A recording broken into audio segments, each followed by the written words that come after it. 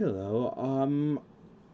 Today I'm going to discuss how to do the very simplest edits to what move effects are called by which moves. Um, I'm going to assume that you've watched the videos on on relocation patches, and on the basic structure of how the all these functions are called. So I'm going to just start from there.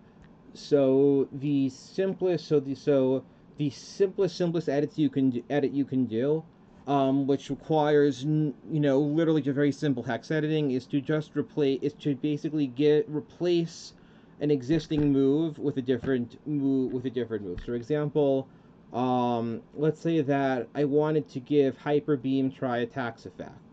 So all I would have so the caveat that this would actually mean that Tri Attack no longer would have its special effect, I could go to the location that this is at, um, and see right here we have the index for Tri Attack. I replaced that with the index number of Hyper Beam, and then when Hyper Beam was used, it would call this special effect and apply it.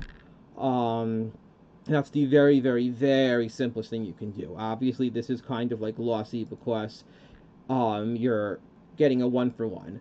The next kind of level up is if you have, let's say, an effect that you literally just don't care about. Let's say snore. Um, so what you could do here is you would be you so what you would do here is, let's say that you wanted to, let's say, implement some move with custom code. So what you could do is you could go to snore. You could go to you could go to snore. Oops, that's the wrong button. You could go to snore. You could replace the snore's index number with whatever index number your newly added move, or your um, move that you're editing's ID number is. Then you would kind of keep going. Um, obviously, you're going to be doing this in a hex editor. It's just a little bit fair. I should just show you where you're jumping through here. This piece you wouldn't edit at all unless you didn't need the second function. You would just change that to a one to avoid problems.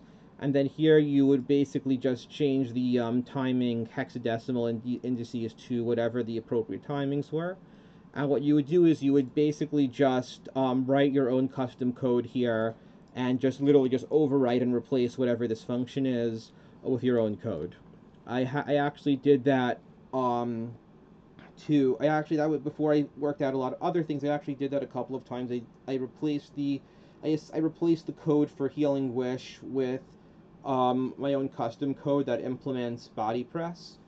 And I essentially I just and then I used then I just and I as I just showed, I basically just shuffled some a function around so that I was able to free up. I essentially gave Healing Wish. I essentially gave Healing Wish Lunar Dance's effect. I made Lunar Dance a special version of Body Press. I wrote the Body Press code to check if the move is special, and then use special defense if it's special, and physical defense if it's physical. If it's a physical, and then actually a few days later, I figured out the thing I'm gonna do in the next tutorial, and I put in more stuff there. So that's the very, very simplest level. Just replacing the indices. You're not really gaining or losing anything. The only time that you can really gain is if you go to moves that you just don't have any desire to have. You don't need the effect for Captivate.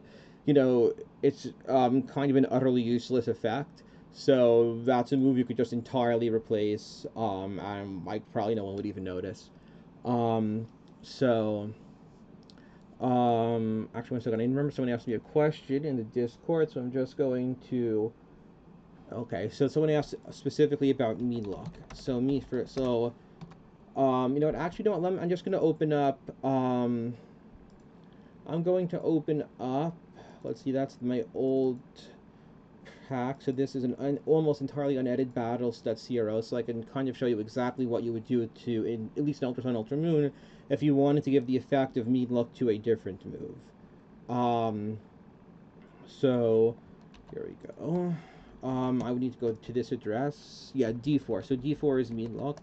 So if I just wanted to utterly replace mean look, I would literally just replace the index here. It's going to be at most these 2 bytes with whatever the effective mean look is.